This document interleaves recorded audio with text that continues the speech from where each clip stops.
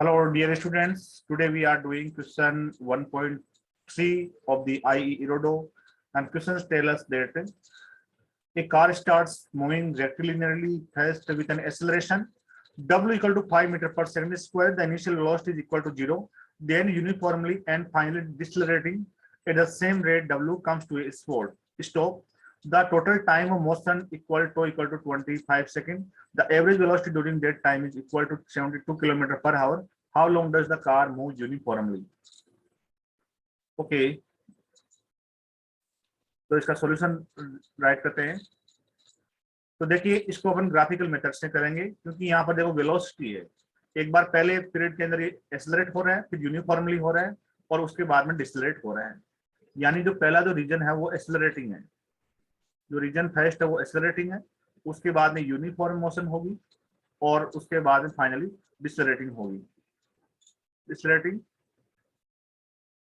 With the same rate and come to stop. तो initial जो velocity है वो जीरो रहेगी और फाइनल वेलोसिटी वो भी जीरो आएगी। लेकिन इसके अंदर और गिवन है कि जो रेट ऑफ द एक्सेलरेटिंग है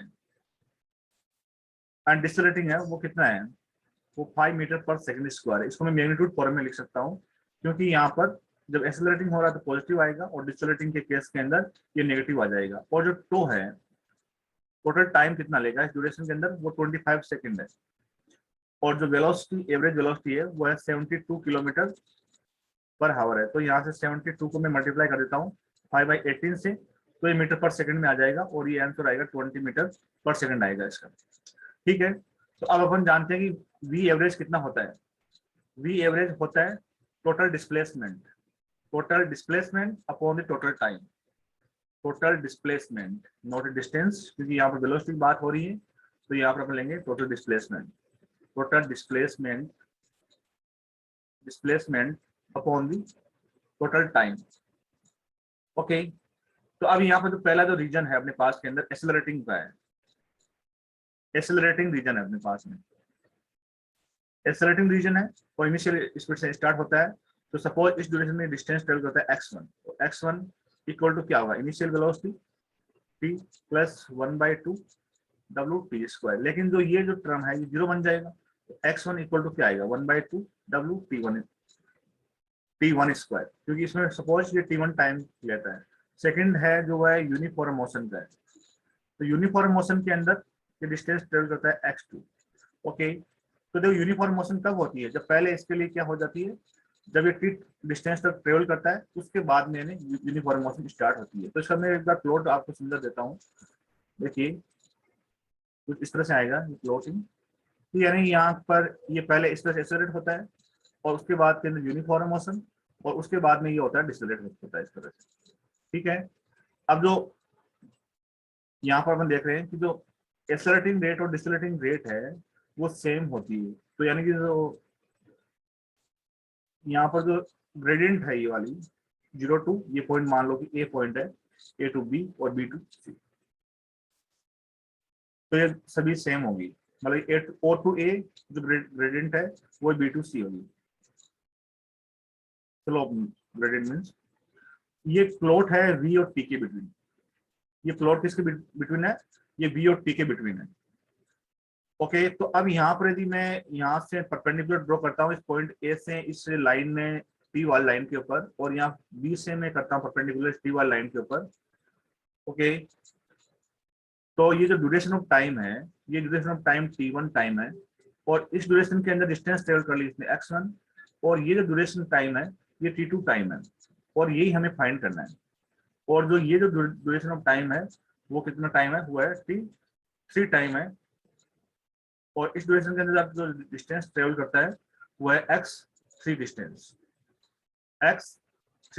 है। तो अभी हमारे पास अननोन t2 है, t2 की हमें वैल्यू फाइंड करनी है। ओके, t2 की वैल्यू हमें क्वेश्चन के अकॉर्डिंग फाइंड करनी है। तो x2 कितना हो जाएगा, देखो यहाँ पर जब 0 से a तक जाएगा तो वेलोसिटी कितनी बन जाएगी, ये फॉर्मूला लेंगे u plus at। Okay, initial velocity तो क्या रखी गई, 0 रखी गई प्लस w और टाइम t1 तक, w equal to w t1 हो गया। ओके, तो यहाँ पर w t1 वेलोसिटी है इस पॉइंट के ऊपर और ये a से b तक जाता है, कितना टाइम लिया, t2 लिया, t2 कर w t1 t2। ओके, अब है यहाँ पर डिस्टिलेटिंग रीजन है। तो डिस्टिलेटिंग रीजन के अंदर क्या आएगा, डिस्टिलेटिंग रीजन के अंदर यहाँ पर इनिशियल वेलोसिटी कितनी है, ए टू बी तक यूनिफॉर्म है, तो इस पॉइंट पर भी वेलोसिटी कितनी आएगी, WT1 आएगी। तो यहाँ पर ये x3 डिस्टेंस ट्रेवल करता है, डिस्प्लेस होता है, और ये ut प्लस 1/2 at²। ओके, तो u है, तो u कितना हो जाएगा, WT1। और जो टाइम है वो कितना है यहाँ पर, t3 टाइम है। तो ये रख दीजिए यहाँ पर टाइम की वैल्यू, और एक्सेलरेशन की जगह पर डिसलेरेशन है, तो नेगेटिव आ जाएगा साइन। तो माइनस का यहाँ पर रखेंगे 1/2 WT3²। Okay, T3²। Okay, T3² हो जाएगा ये। और इस केस में फाइनल जो वेलोसिटी है वो 0 बन जाती है। तो WT1 T3 minus W minus 1/2 WT3²। लेकिन देखो अब यहाँ B से C तक जा रहा है, फाइनल वेलोसिटी क्या है, 0 बन जाएगी। तो यहाँ पे कंसेप्ट फिर से लगाएंगे, U plus at। Final velocity क्या हो जाएगी, 0 हो जाएगी। इनिशियल वेलोसिटी कितनी है, WT1 है, और यहाँ पर माइनस W और ये टाइम T3 टाइम। ओके, तो यहाँ पर देखो एक चीज आ रही है, T1 और जो T3 है वो सेम टाइम है, यानी जितने में ये ओरिजिन रेस्ट कंडीशन से एक्सेलरेट होता है जितने टाइम के लिए, उतने टाइम के लिए ये वापस वेलोसिटी 0 बनाने के लिए उतने टाइम तक ये डिसलेरेट होगा।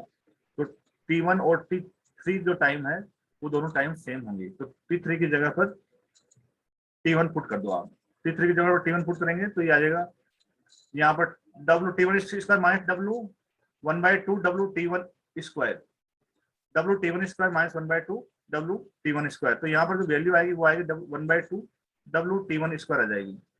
ओके, तो अब इसके बाद है ना, जो टोटल जो डिस्टेंस ट्रेवल है वो कितनी हो जाएगी, डिस्टेंस ट्रेवल की जो वैल्यू है वो आ जाएगी यहाँ पर 1/2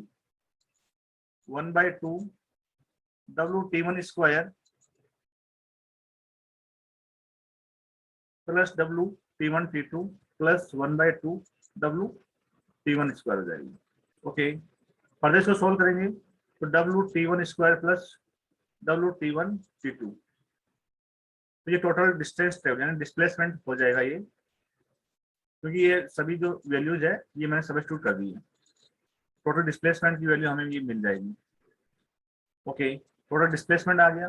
अब टोटल टाइम कितना हुआ, टोटल टाइम t, और t की वैल्यू हमें T1 है। तो अब यहाँ पर टोटल टाइम कितना होगा, T1 plus T2 plus T3। लेकिन T3 और T1 क्या है, आपस में बराबर होंगे, तो T1 plus T2 plus T1 हो जाएगा ये। ओके, तो यहाँ से आ जाएगा 2T1 प्लस T2 हो जाएगा।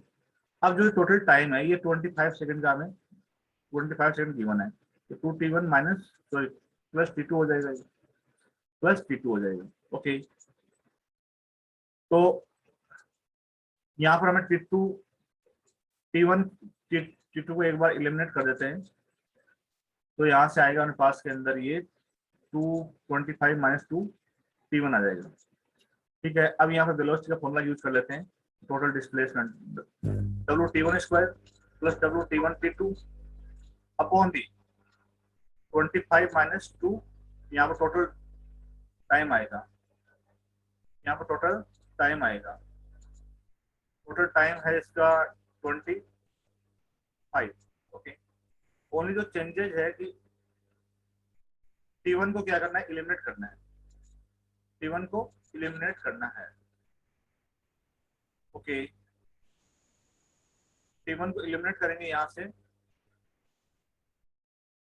तो वहां पर पुट करेंगे 25 माइनस 2T1 अपॉन दी 25, और जो v की जो वैल्यू है वो सिर्फ 20 हो जाएगी, 20 इक्वल टू दी, तो ये हो जाएगा WT1² प्लस 25 WT1 और minus W2 times T1² upon the 25 हो जाएगा। फर्दर सोल्व करेंगे इसको, तो माइनस WT1² और ये W की वैल्यू भी हमें पता है, minus WT1² plus 25 WT1 upon the 25। W की जो वैल्यू है कॉमन निकालेंगे W T1 square minus times plus 25 T1 divided by the 25। अब जो W की जो वैल्यू है वो यहाँ पर 5 होगी, W की वैल्यू 5 है, तो ये हो जाएगा 20 is equal to the 1 by is equal to the 5 is equal 5, और ये हो जाएगा माइनस T1 स्क्वायर